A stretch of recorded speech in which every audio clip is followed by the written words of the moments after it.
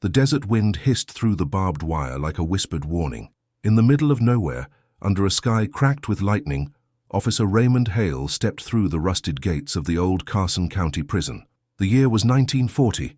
The war had not yet reached Nevada, but something else had, a silence older and darker than any battlefield. His flashlight sliced through the dust, revealing walls tattooed with graffiti no inmate could have written. Symbols, circles, names carved backward. Something was watching him. The cell doors groaned as he passed, each clang echoing like a heartbeat out of rhythm. The prison had been abandoned for over 20 years, yet the floor was clean, as if someone had just walked through. He reached the warden's office. Papers lay untouched, but the chair behind the desk was warm. Hale froze. Then he heard it, a metallic hum under his boots, faint but rhythmic, like machinery breathing underground. It wasn't coming from the pipes. It was coming from below. He followed the sound to the chapel, the only place that hadn't collapsed. The cross above the altar hung upside down, its shadow cutting across the cracked pews. Beneath the pulpit, half buried in dirt, was a metal hatch with no handle, no hinges, and a single word scratched into its surface: redemption. When he touched it, the humming stopped, and a voice, soft as wind, whispered his name from the darkness below. Raymond's hand shook as he drew his revolver. Whatever was under that floor was not supposed to be found, yet something in him, duty, pride, or something deeper, told him to open it. He didn't know that once he did, nothing in Nevada would ever sleep again. Raymond Hale had worn the badge for 15 years, yet he had never quite escaped the ghosts of his first arrest. He was a man carved from silence, a widower, father of none, haunted by the echo of a promise he couldn't keep. The townsfolk of Elridge called him the last honest man, but honesty had its cost. Every night before sleep he heard the same sound, a knock, slow and deliberate, 3 times against his window. No one was ever there. That knock was what had driven him to buy the abandoned prison in the first place, a search for quiet that turned into a chase for answers. The sale itself had been suspiciously easy, a single sheet of paper, 1 signature, no witnesses. The man who sold it to him wore gloves in the summer heat and never once looked him in the eyes. He only said, "Once you open the chapel door, it'll all make sense." Hale had thought it was a joke until he found that hatch. The name Redemption burned in his mind like a sermon he couldn't forget. He moved into the warden's quarters that same week, determined to restore the place. But the nights were wrong. The lights flickered without power. Footsteps echoed in locked corridors. On the 3rd night, the old prison bell rang on its own exactly at midnight, and Hale woke to find a single boot print on the ceiling above his bed, his own. He told himself it was exhaustion, but deep down, he felt the desert's breath on his neck, the kind that whispered secrets to those who listened too long. Maybe he hadn't bought the prison to escape the past. Maybe the prison had bought him. The next morning, the hatch was open. The metal hatch yawned open like a wound in the chapel floor. A chill rose from it, not the kind born of air, but of something ancient, remembering its own name. Raymond aimed his flashlight into the black. The beam swallowed before it reached the bottom. Steps descended in a spiral, carved from red stone slick with condensation. The air smelled of iron and damp ashes. Someone had been down there recently. Footprints, small and bare, led into the dark. Hale hesitated only once before whispering, "Sheriff's office," as if authority could shield him from what waited below. The deeper he went, the more the walls changed. What began as rough stone turned smooth, then etched. Rows of words in Latin, each glowing faintly when touched by the light. Some were prayers, others warnings. At the 5th turn, he found a lantern still burning, its flame steady, its oil warm. No one should have been here, not for decades. Yet the flame was new, the glass clean. The tunnel's hum returned, low and rhythmic, like a distant heartbeat syncing with his own. At the bottom, he reached a steel door marked by the emblem of the Carson County Police, his emblem, though the design hadn't existed when the prison was built. Hale pressed his palm against it. It opened with a sigh, revealing a chamber lined with mirrors. In each reflection, he stood alone, except one. In the mirror to his right, a figure in uniform stood behind him, its badge gleaming brighter than his flashlight. He spun, gun raised. Nothing, just stone and silence. But in that silence came a whisper, clear and deliberate. "You're late, Officer Hale." His pulse froze. Whoever, or whatever, had spoken knew his name, his rank, and his fear. Something had been waiting for him. The voice echoed through the mirrored chamber, soft but commanding, as if it came from the reflection itself. "You shouldn't have come back," it said. Raymond's beam trembled across the walls, catching his own face multiplied 100 times. Each reflection blinked at a slightly different rhythm, some slower, some not at all. His throat went dry. One of the mirrors fogged from the inside, and on the misted surface a sentence appeared, written backward, "We never left." He took a step back, his boot scraping against metal. The hum beneath the floor grew louder, a mechanical chant, almost human in its cadence. Then a faint outline emerged in the mirror, the same man who had sold him the property. The gloves, the hollow smile, the unblinking eyes. Only now his mouth moved, and from every mirror the same phrase echoed in distorted unison, "The debt is due." Hale's revolver shook in his hand. The reflection's grin widened until it split into something inhuman, a rip of shadow and teeth. He fired once. The glass shattered, but where shards should have fallen, darkness poured out instead, crawling across the floor like smoke made of ink. He stumbled backward toward the stairs, coughing on the metallic scent that filled the air. It wasn't smoke. It was dust, old, fine, and heavy with something that wasn't quite earth. As it touched his skin, his memories flashed. The prisoner he'd condemned without proof, the wife he'd buried, the child he'd never met. The tunnel wasn't showing him visions. It was feeding on them. Each regret lit the darkness like sparks. Behind him, the mirrors reformed, smooth and waiting.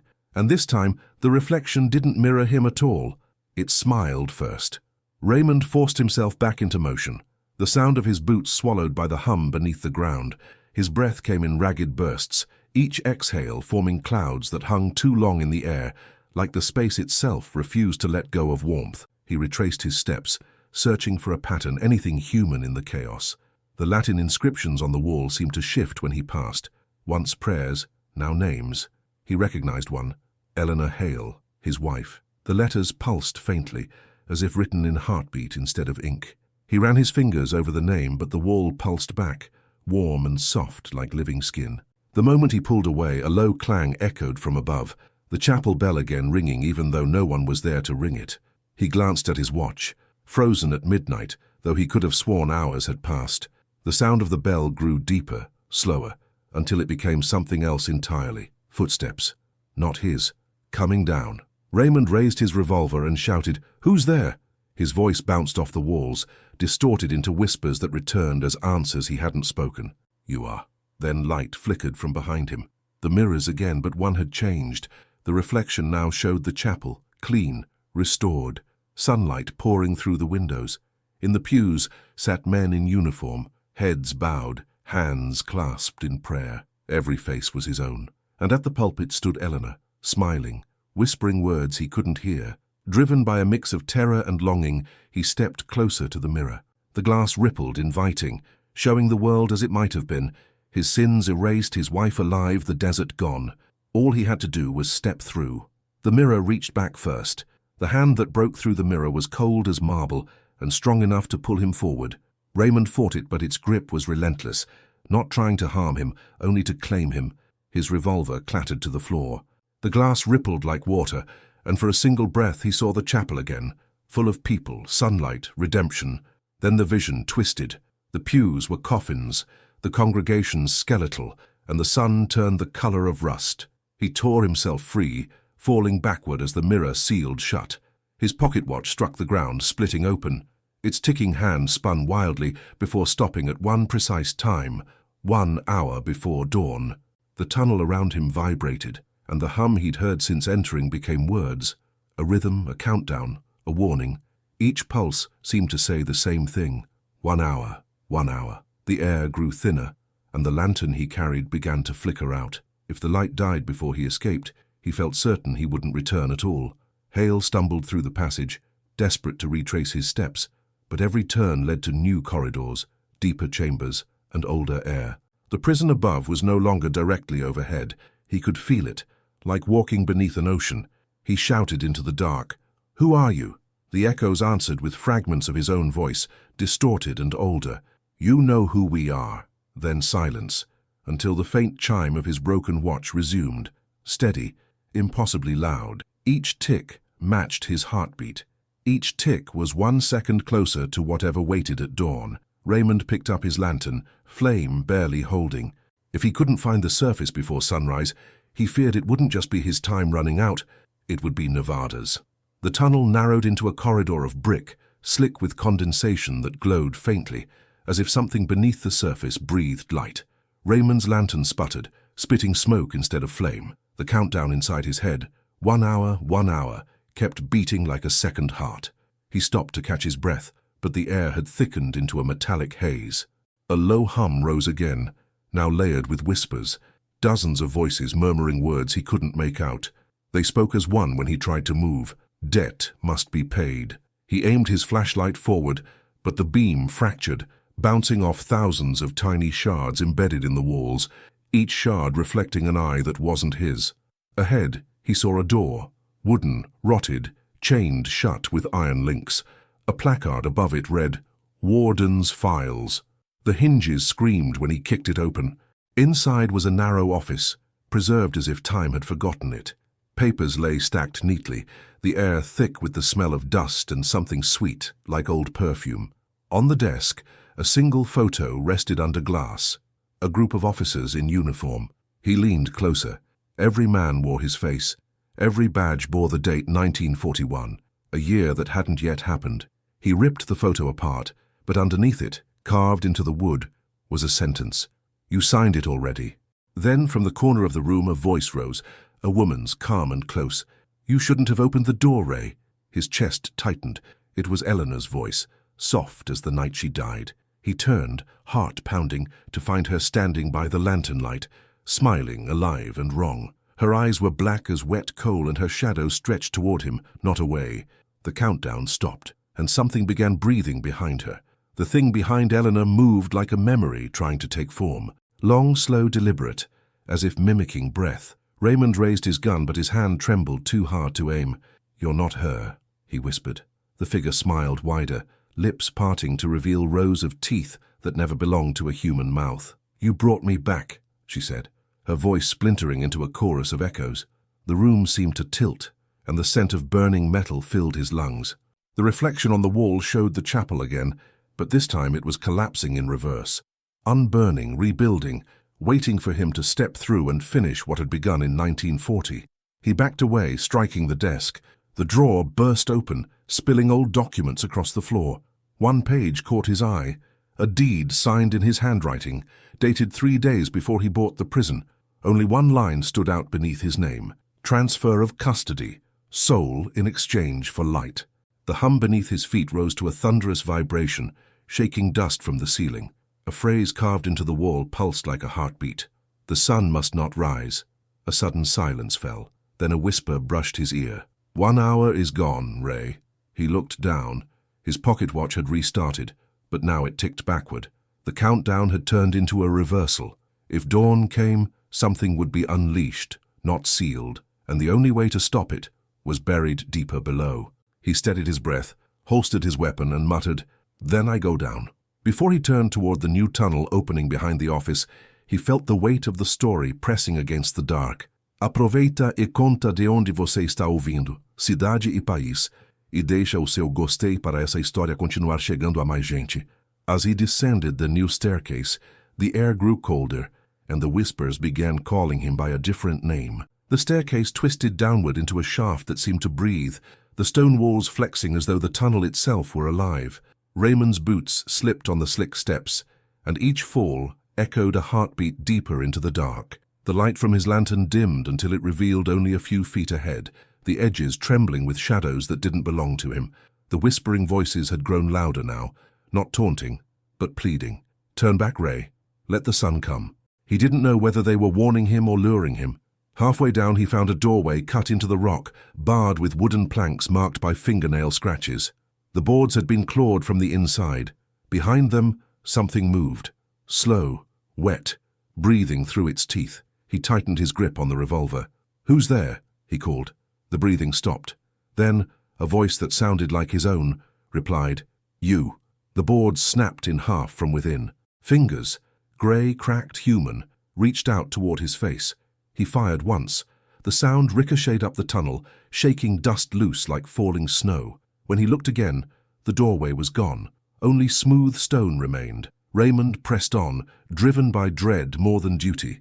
The tunnel began to rise again, sloping toward what looked like faint daylight ahead. Hope surged, but it wasn't sunlight. It was firelight. He emerged into a cavern lit by torches that burned without smoke. The chamber's center was an altar built from prison bars, and around it stood 12 figures in uniform, their badges gleaming. Each turned toward him in perfect unison, each bearing his face, each holding a rusted key. The one closest to him smiled and said, "You finally made it back to work." Raymond froze at the edge of the torchlit chamber. The 12 reflections in uniform stood motionless, like mannequins made of memory. Their faces were his, but older, hollowed by guilt and years he had never lived. "What is this?" he demanded, voice cracking against the stone. The one nearest him tilted its head. "You signed the prison over to us," it said calmly. "We've been keeping the door closed ever since, until you opened it again." The torches flared, and the iron altar began to glow red-hot. Beneath it, something stirred, a low, rhythmic thump like a buried engine or a beating heart. He took a step forward. "If you're me," he said, "then stop this." One of the doubles laughed, a dry, brittle sound. "We can't. You freed it. You're the debt." Then, as one, the 12 lifted their keys and pointed them toward the altar.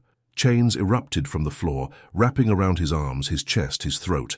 He struggled, gasping for air, as the floor beneath the altar cracked open. From the fissure came a light so blinding it painted every wall with gold and shadow. Within it, something writhed, not a creature, but an idea given shape. The word redemption burned across its form like a brand. "Close it!" he shouted. "Help me close it!" But his doubles stood still, their eyes empty. One whispered, "You can't close a promise, Ray, you can only fulfill it." The light pulsed, and suddenly, he was no longer in the cavern but standing inside a memory, the day he sentenced an innocent man to death to protect his badge. The man's last words rang out through the collapsing vision, "You'll pay it back in the dark." When Raymond blinked, the cavern was gone. The altar remained, and he was chained to it. The chains dug into Raymond's skin, hot as iron pulled from a forge. Every movement sent sparks of pain crawling up his arms, but through the haze, an idea began to form. Desperate, reckless, the kind of plan only a dying man would try. If the altar was built from the prison's bars, maybe it still answered to its warden. And though the badge on his chest was cracked and tarnished, it still bore his name, Officer Raymond Hale. He gritted his teeth, drawing blood, and forced his hand toward the badge, pressing it against the glowing metal. "By law," he whispered, "you answer to me." The altar screamed. The sound wasn't metal, it was memory tearing. The doubles around him began to fade, their uniforms crumbling into ash, their keys clattering to the floor. But the light beneath the altar burned brighter, angry now, alive. A voice rose from the fissure, deep and furious. "You cannot pardon yourself." The chains tightened again, pulling him closer to the rift. The heat seared his face, but through the blinding glare, he saw something, a shape like a man, bound and burning, staring back at him with hollow eyes. It spoke with his voice. "You put me here." Raymond's breath caught. "You're the man I condemned," he said, trembling. "You died in this place." The figure's smile was pure sorrow. "No," it whispered. "You did." The ground shook, the ceiling split, and the torches burst like dying stars. Hale knew he had one choice, to seal the rift from inside. He pulled free one key from the ash, its surface still warm, and jammed it into the crack of light. The world convulsed. The chains snapped. The voice screamed, and then silence. He fell into the light. The light swallowed Raymond whole. For a heartbeat there was nothing. No sound, no pain, no air. Only the weight of every decision he had ever made pressing against him like the desert sky. When his vision returned, he was standing in the prison chapel again. The pews were whole, the windows unbroken, and dawn light bled gently through the stained glass. But outside that light, the world twisted, shifting like heat above sand. He looked down. The key was still in his hand, its surface pulsing like a heartbeat. The hatch in the floor stood open, breathing pale smoke. Eleanor appeared beside him, not as shadow this time, but flesh and warmth. "You can end it," she said softly. "You just have to forgive yourself." He wanted to believe her, but her eyes still gleamed too dark, her smile too knowing. "If I close it," he said, "what happens to you?" Her gaze flickered. "You already know." The words sliced deeper than any blade. He turned toward the hatch, hearing the hum build again, the sound of thousands of voices calling for release. The countdown he'd been hearing wasn't to dawn, it was to judgment. He took a step closer to the edge. Below, he saw himself chained to the altar again, screaming silently. The two worlds, the memory and the present, began to overlap, collapsing into each other. The light grew hotter, brighter, until it burned through the chapel walls. He held the key high and shouted, "No more!" Then he drove it down into the hatch. The sound that followed was like thunder underwater, a roar that shook the desert for miles. The floor gave way. The chapel, the prison, and Raymond Hale vanished into the light, and the sun finally rose over Nevada. When the light faded, the desert was quiet again. The Carson County prison no longer stood. Only its foundation remained, half buried beneath drifting sand. Locals who passed by in the weeks that followed spoke of strange mirages at dawn, a chapel's bell tolling beneath the earth, the echo of a man's voice repeating, "No more." The sheriff's office in Elridge filed Hale's disappearance as unexplained, though the deed to the property had mysteriously burned in their records room the same night the prison fell. Only one object was found at the site, a single key, rusted and warm to the touch, lying where the altar would have been. Far away in a small church on the edge of town, the priest received an envelope with no return address. Inside was a page torn from the warden's ledger, dated 1941, 1 year ahead, signed Raymond Hale. Under his name were 6 words: "Debt repaid. Keep the door shut." The priest locked the note away, but every night afterward he dreamed of a tunnel spiraling down, of whispers counting backward toward dawn. Weeks turned into months. The desert reclaimed everything, erasing the last traces of the prison. But strange things began happening in Elridge. Clocks stopped at midnight, mirrors fogged in empty rooms, and sometimes, when the wind came from the west, people swore they heard a bell echoing across the dunes.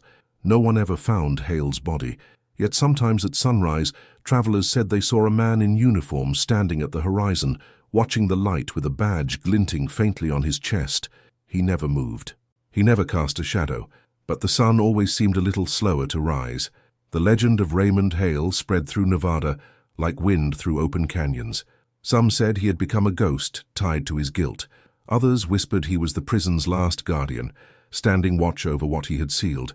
Yet for those who listened closely, there was a softer version of the tale, that he had finally found peace, not in escaping his sin, but in owning it. Every year on the night the prison vanished, a pale light shimmered in the desert sky, tracing the shape of a cross upside down, then slowly turning upright as dawn broke. Locals began calling it the Redemption Light. In Elridge, the sheriff's badge that once belonged to Hale hung above the station door. It never gathered dust. Deputies said it stayed warm to the touch, even in winter. The new sheriff, a woman named Clara Vaughan, made it tradition to polish it at midnight, the hour the bell was said to ring underground. "He's still down there," she'd whisper, not with fear, but gratitude, "keeping us honest." The town began to change. Fewer arrests, fewer disappearances, fewer lies buried beneath the desert floor. Some swore the tunnels still existed, sealed but listening, waiting for anyone who broke their word. A strange calm settled over Elridge, the kind that came when debts were finally paid. And on one morning of perfect silence, long after the last storm had passed, a stranger left 12 rusted keys at the foot of the old church door. No note, no name, just the faint smell of smoke and iron. When the priest looked to the horizon, the sunrise didn't hesitate. For the first time in years, it came on time. Years passed. The desert swallowed every trace of Carson County Prison, but the wind still carried stories, of echoes that whispered lawmen's names, of a light that flared before dawn, of a man who stood watch at the edge of the horizon. They said he never aged, never spoke, and never turned away from the sunrise. Travelers passing through swore they felt safer near that stretch of sand, as if something unseen kept danger from crossing its line. The maps forgot the place, but the land remembered. Some debts, after all, are carved too deep to fade. One spring morning, Sheriff Clara Vaughan drove out there alone, guided only by the hum she'd once thought was wind. She parked where the road disappeared and found, half buried in dust, a tarnished badge. The name etched across it was Raymond Hale. She held it to her heart, whispering, "You kept the door shut." For a moment the desert went still. Then, faintly, a bell rang beneath her feet. Not a warning this time, but a thank you. She looked up. Across the dunes, a shimmer of light formed the shape of a man. He saluted her once before dissolving into the sunrise. No shadow, no sound, just peace. The wind carried away the last of his name, but the warmth lingered, a promise kept, a curse undone. Back in town, Clara hung the badge above her desk. It pulsed faintly, like a steady heartbeat. She smiled and whispered, "Rest easy, Ray. We'll keep the light burning." That night, every clock in Elridge ticked in perfect rhythm for the first time in decades. The desert slept again, and when the sun rose the next morning, Nevada glowed gold, a quiet redemption at last. Did this story touch you? Subscribe for more stories that keep the flame burning and ensure it never goes out.